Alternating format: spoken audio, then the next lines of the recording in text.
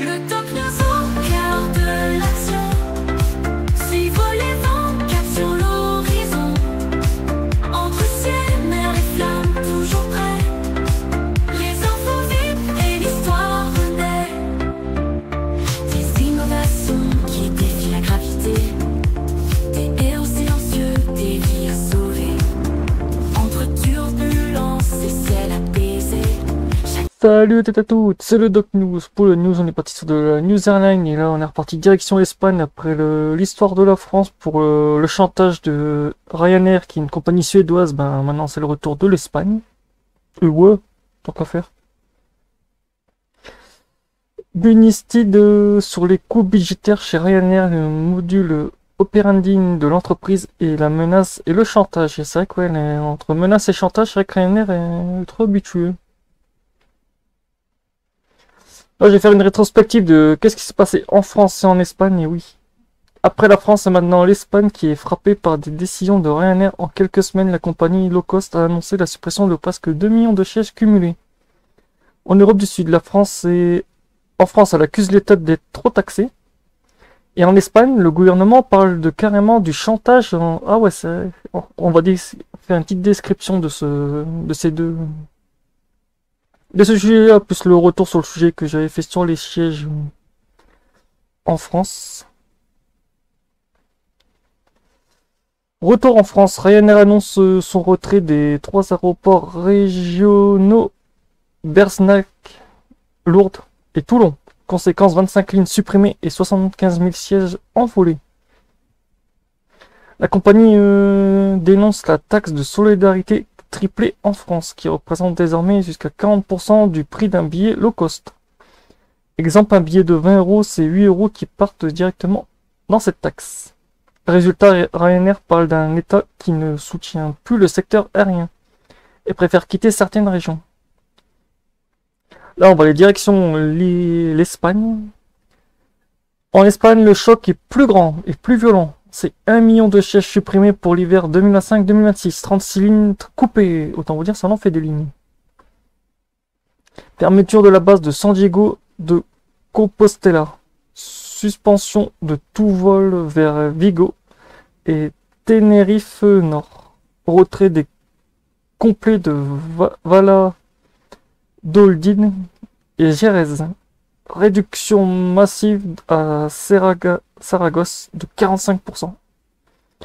Santander 38%. Ostruy 16%. Victoria 2%. Ah ouais, quand même. Là encore, Ryanair met en avant la hausse des taxes aéroportuaires de AENEA, le gestionnaire des aéroports espagnols. Quand c'est pas la taxe sur les billets d'avion ou je sais pas quoi, là c'est l'excuse que les aéroports prennent trop d'argent pour la compagnie. Ah bah dis donc. Le mot des autorités espagnoles. Et oui, la réponse immédiate du gouvernement espagnol. La ministre de la Consommation, Pablo Bunisti, dénonce un module operandi fondé sur la menace et le chantage. Selon lui, Ryanair utilise les passagers et les régions comme otages économiques pour forcer AENA et l'État à reculer sur les taxes. Il rappelle ainsi que Ryanair a déjà été condamné en Espagne à plus de 100 millions d'euros d'amende pour pratiques et commerce abusives. Ah ouais, bah dis donc. Ils n'ont pas eu assez.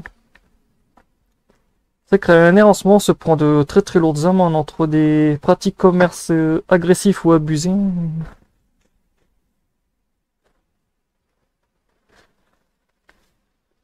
En France comme en Espagne, la méthode est la même.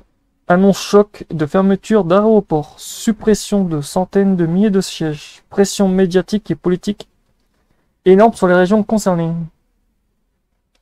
Pour Ryanair, c'est un moyen de défendre son modèle économique basé sur prix cassé, rotation rapide des avions, frais d'aéroport et de taxes minimales. Et pour finir, au total, c'est près de 2 millions de sièges supprimés entre la France et l'Espagne pour l'hiver 2026. Et les unes dénoncent des taxes trop lourdes et les autres parlent de chantage. Mais une chose est sûre, pour des milliers de passagers, le low cost devient un peu moins accessible. Alors, Ryanair est-elle victime des politiques fiscales ou une compagnie qui joue au rapport de force? À vous de juger, donc voilà. C'est un peu l'article que je vous ai montré, que j'avais traduit en remettant un peu les news françaises dessus, ça quoi. Ça fait beaucoup. Après, si j'ai fait le calcul, on est quand même sur une 36 lignes en Espagne, 25 en France. On est déjà sur du 40. Oh, on est sur du 42 lignes supprimées quand même. Ça fait un peu beaucoup là. Et là, ça concerne que la France et l'Espagne. Il manquerait plus que ça tape dans les pays de l'Europe aussi. Donc voilà, c'est tout pour cette news. On se retrouve pour les prochaines news. Portez-vous bien. Tous, n'hésitez pas à liker, partager et abonnez-vous.